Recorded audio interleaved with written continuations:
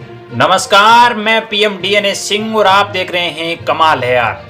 आज यहाँ पे बहुत ही बड़ी खुशखबरी निकलकर सामने आ रही है नेपाल के लिए। जी हाँ दोस्तों, नेपाल जिस प्रकार से जूझ रहा था कोरोना वायरस से और अब भी जूझ रहा है, उसी के बीच में एक राहत की खबर ये निकल कर आई है कि नेपाल अब खुद यहाँ पे उत्पादन करना शुरू कर रहा है। जो रेमडेसिविर है, जो कि कोविड-19 की कोवैक्सीन है, उसका उत्पादन नेपाल खुद कर रहा है। तो ये अपने आप में एक बहुत बड़ी बात है। अपना खुद का उत्पादन होगा और कितने दिनों में ये प्रोवाइड हो जाएगी, लोगों तक आनी शुरू हो जाएगी, और इसका परीक्षण हो गया या नहीं हो गया, उस सभी बातों की हम चर्चा करेंगे, पूर्ण एक्सप्लेन करेंगे। तो वीडियो के अंत तक बने रहिए और अगर आप चैनल पे नए हो तो चैनल को सब्सक्राइब करके बेल आइकन दबा लीजिए ताकि आपको अगला अपडेट भी सबसे पहले मिल सके। तो चलिए वीडियो को शुरू करते हैं।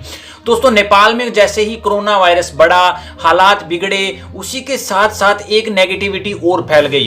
कुछ लोग ऐसे थे जो धंधा जमाना चाहते थे। इस महामारी के दौर में भी कुछ लोगों की ऐसी नीयत है कि वो इसके जरिए पैसा कमाना चाहते थे। तो पहले उन पर बात कर लेते हैं। कुछ एक लोग अभी पकड़ में भी आए हैं जो ब्लैक में यहाँ पे जो वैक्सीन है वो बेच रहे हैं। सिर्फ 30,000 की वैक्सीन को वो 1.5 लाख रुपए तक लेकर बेच रहे हैं। उनमें से कुछ लोग पकड़ में भी आए हैं, पुलिस की हिरासत में भी आए हैं। तो वो कहीं ना कहीं अच्छा है। और एक यहाँ पे अच्छा समाचार ये निकल के आया है इतने दिनों के बाद में कि नेपाल अब खुद का यहाँ पे वैक्सीन बना रहा है। मैं बता दूं आपको कि नेपाल ने जो फार्मास्यूटिकल मैन्युफैक्चर एसोसिएशन है, उनके अध्यक्ष ने बताया है, जो विप्लव नाम के अध्यक्ष है, उन्होंने कहा है कि अब नेपाल खुद अपनी वैक्सीन निर्माण कर रहा है और उसकी 1-2 डोज बनाकर उस पर टेस्ट भी कर लिया गया है। जो कि रेमडेसिविर है वो उसी प्रकार से काम करती है जिस प्रकार से भारत की रेमडेसिविर कर रही थी। यानी कि भारत की जिस प्रकार से रेमडेसिविर कारगर साबित हुई थी कोरोना के लिए, और अभी का यहाँ पे भारत में चल ही रहा है टीकाकरण, तो उसी प्रकार से ये भी यहाँ पे कारगर साबित हुई है। जो कि कहीं ना कहीं नेपाल के लिए बहुत बड़ी बात है। अब निर्यात को बंद कर दिया जाएगा और बताया जा रहा है विप्लव के अनुसार कि ये जो रेमडेसिविर है वो लगभग 1 महीने में इतनी प्रोवाइड हो जाएगी, बनाकर तैयार हो जाएगी, जिससे कि हम लोगों में टीकाकरण का अभियान शुरू कर सकें। तो दोस्तों, यहाँ पे खबर अच्छी 2 तरीके से है। एक तो ये है कि नेपाल को अब वैक्सीन है वो ज्यादा निर्यात नहीं करनी पड़ेगी, दूसरे देशों से लेनी नहीं पड़ेगी। तो यहाँ पे पैसा भी बचेगा, क्योंकि घर में ही अगर रेमडेसिविर बनती है तो जाहिर सी बात है कि पैसा तो बचेगा। इसके अलावा अगर घर में आप बनाते हैं तो यहाँ पे इंपोर्ट्स में जो टाइम लगता है वो टाइम नहीं लगेगा और लोगों तक जल्दी से जल्दी ये चीजें प्रोवाइड होगी, जिसके कारण लोगों का जो कोरोना वायरस है या फिर कोरोना वायरस से हम लड़ रहे हैं उस लड़ाई में काफी ज्यादा मदद मिलेगी।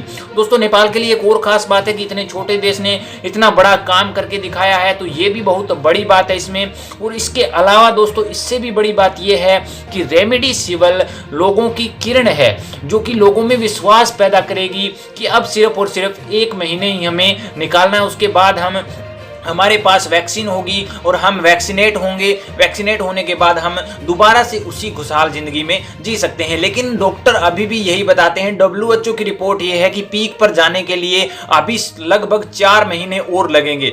यानी कि पीक का मतलब है कि सभी एक बार कोरोना से ग्रसित हो जाएंगे।